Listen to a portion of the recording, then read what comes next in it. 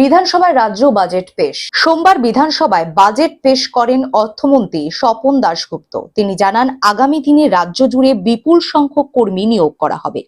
নির্বাচনের আগে বিজেপি কর্মসংস্থান বৃদ্ধি এবং নারীদের জন্য সুযোগ সম্প্রসারণের যে প্রতিশ্রুতি দিয়েছিলেন, বাজেটে তারই প্রতিফলন দেখা গিয়েছে।